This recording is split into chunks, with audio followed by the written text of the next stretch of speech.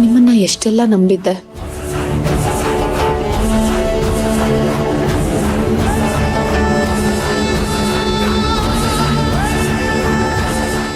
ಲಕ್ಷ್ಮಿ, ಏನೇ ಇದೆಲ್ಲ? ಇದನ್ನೆಲ್ಲ ನೀನ್ ಯಾಕೆ ಮಾಡ್ತಿದ್ಯಾ? ಬಾಸ್ ಮಾಡಕ್ ಹೇಳಿದಾರೆ. ಅವನೇನೋ ಹುಚ್ಚ, 1000 ಹೇಳ್ತಾನೆ, ಹಂಗಂತ ಎಲ್ಲ ಮಾಡ್ಬಿಡ್ತೀಯಾ? ಬಿಡಿಲ್ಲ.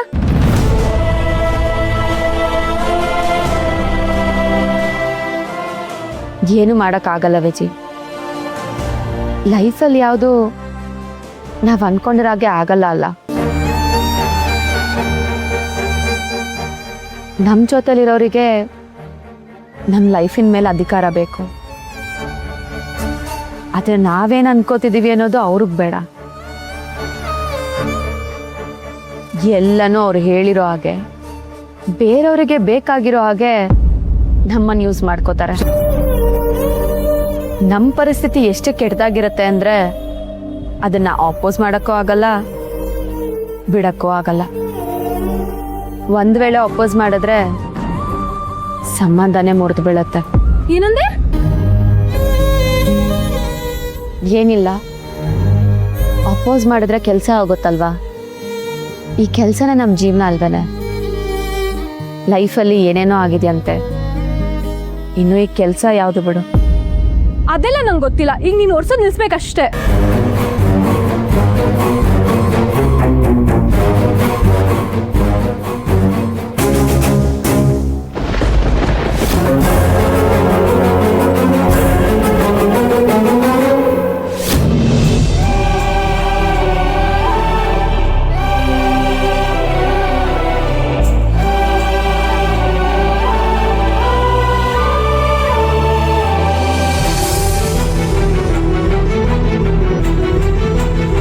ಪ್ರಕಾರ ಇದು ಪ್ರೀತಿ ಅಲ್ಲ, ಸ್ವಾರ್ಥ.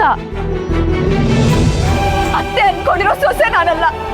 ನಾನ್ ನೋಡ್ತಿರೋ ಅತ್ತೆ ಅವ್ರು ತೋರಿಸಿರೋ ಪ್ರೀತಿ ಕಾಳಜಿ ನನಗಲ್ಲ. ಸುಳ್ಳಿನ ಸೇತುವೆ ಮೇಲೆ ಕಟ್ಟಿರೋ ಸಂಸಾರ ನಮ್ದು.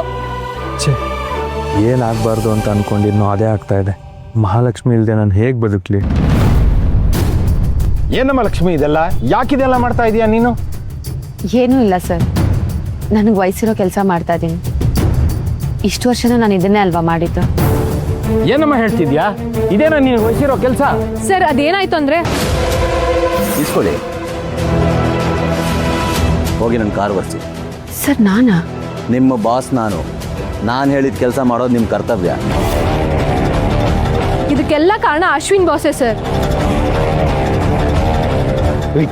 ಅಶ್ವಿನ್, ಅಶ್ವಿನ್ ಸರ್ ಸರ್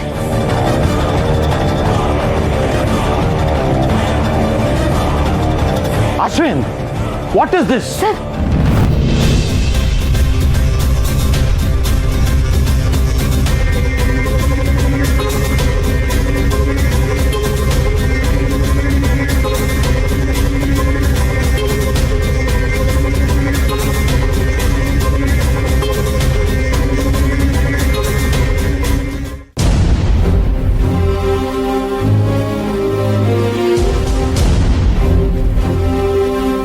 ನಂಬಿಕೆ ದ್ರೋಹ ಆದಾಗ ಮನಸ್ಸು ಎಷ್ಟು ಚಟ್ಪಡಿಸುತ್ತೆ ಅನ್ನೋ ಕಲ್ಪನೆನೂ ನಿಮ್ಗಿಲ್ಲ ರೀ. ನಾನು ಸುಳ್ಳು ಹೇಳಿದ್ದು ಅವಳು ಪ್ರೀತಿಗೋಸ್ಕರನೇ ಅಂತ ನಾನು ಹೇಗೆ ಅರ್ಥ ಮಾಡಿಸ್ಲಿ? ನಾನು ಏನು ಹೇಳಿದ್ರು ಅವಳು ಕೇಳೋ ಥರನೇ ಇಲ್ಲ. ಇನ್ನೂ ಎಷ್ಟು ದಿನ ಈ ವನವಾಸನೋ?